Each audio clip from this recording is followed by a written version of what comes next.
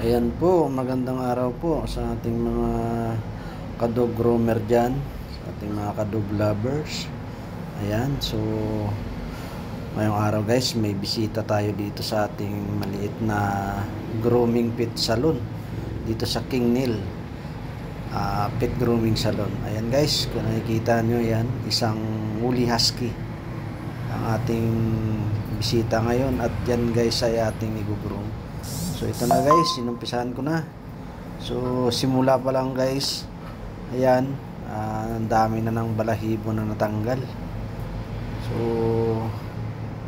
ito, so hindi ko na pala gugupitan yan. Ang tatanggalin ko na lang yung mga excess na mga ano niya, balahibo. Kasi sabi ng owner, nagliliparan na raw doon sa bahay nila.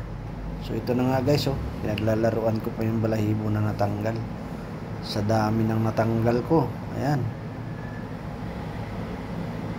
ayan pero madali lang naman sa guys tanggalin, kasi wala naman siyang buhol-buhol. So suklay lang talaga. Kailangan dyan matyaga ka lang magsuklay para matanggal yung mga balahibo na yan.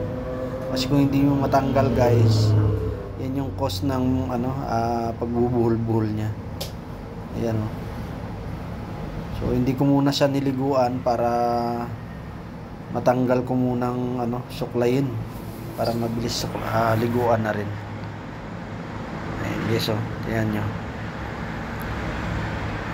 Ayan, so dito guys, ayan, nakalagay na sa ating paliguan.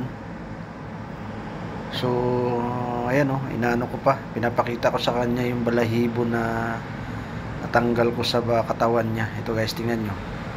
So yan guys, yan yung balahibo na natanggal ko, napakarami. Ayan, so yan lang guys. Kung natutuwa kayo sa ating video ngayon, please paki-like na lang, paki-share. Maraming salamat po. God bless. Bye bye.